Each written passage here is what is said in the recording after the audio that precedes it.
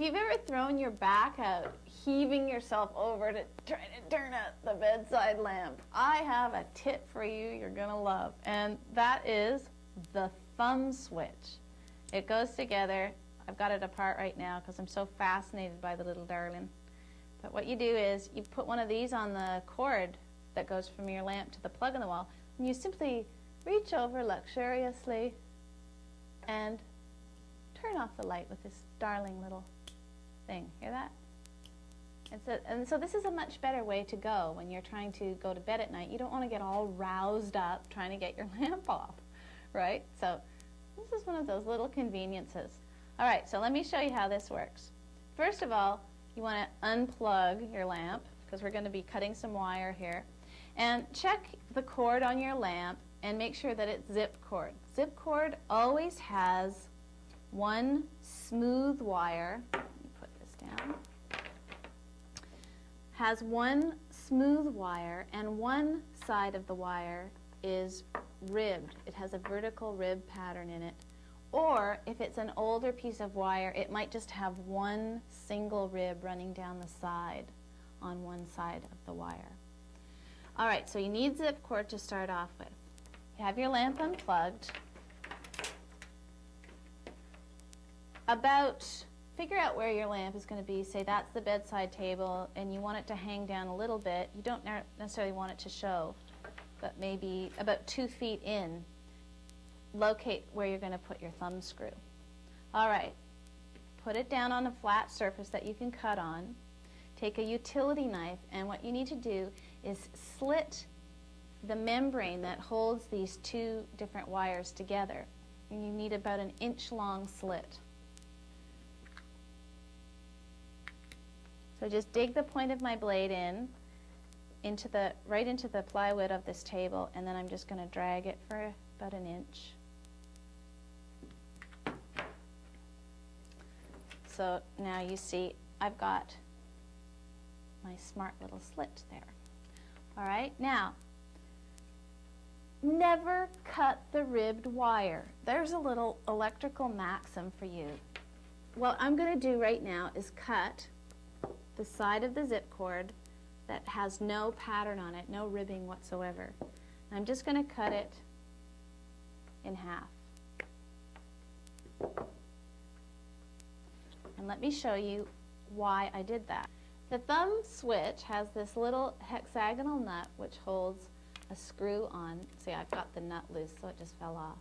And the screw, when you loosen it off, you can pry the two sides apart. These things are brilliantly built. They're actually foolproof because you see it's got two little posts here that insert into two little holes there. So you can't put it on backwards and therefore cut the wrong wire. What cuts the wire are these two little brass, let me show you with my more precise tool than my finger. These two little brass spikes at either end actually pierce the wire and make contact with the copper wire inside one of these guys. Now this is the really neat thing. What I'm going to do is lay this wire in, and then when the switch is open, those two little brass things connect the bridge between the cut wire. Okay, so when I lay the ribbed wire into this thumb switch, you can see there's a place all prepared for it. See, it lies nicely in this channel. On the other side, there's a little barrier that stops. There's a little barrier here that just won't let me, I won't be able to close the switch again. So I need to take a little bit extra off this wire so I can fit it there. And now I can I'll be able to close the switch. All right, now the next thing I need to do is just replace the lid. And I line it up so that the posts go into the two holes, like so. Now there's a bit of resistance on the switch because these little brass spikes have to bite into the wire. You see how they're lined up? I hope you can see. The smooth wire is going to get bitten into by the brass spike, whereas the ribbed wire is going to be safe. So I'm going to push them together and then flip the switch over.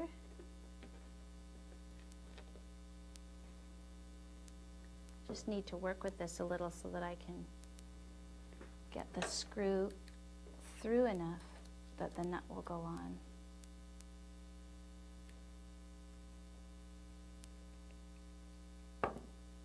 There, I've got a little bit of clearance now, so I'll put the nut on. And then just holding the nut with one finger, I can tighten the screw at the other end. There, it's snug now. And I'm just going to check the ends, and yes, both ends are closed and snug. So now, if I plug in my lamp, I should be able to test my new thumb screw. Okay, so here's my lamp. So I'll try flicking this. Oops. Okay, I flicked my switch. Nothing happened. So I have to turn the lamp on and leave this circuit open permanently. And now my thumb switch works on and off, on and off. No more chiropractor. Huh? 5 minutes.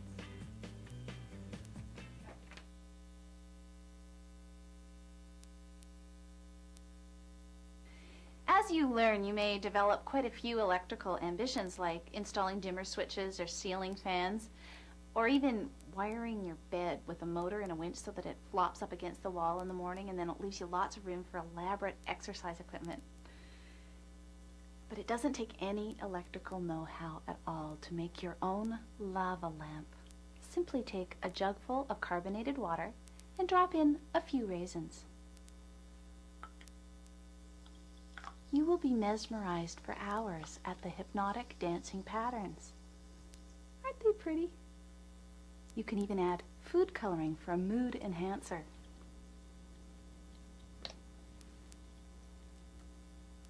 And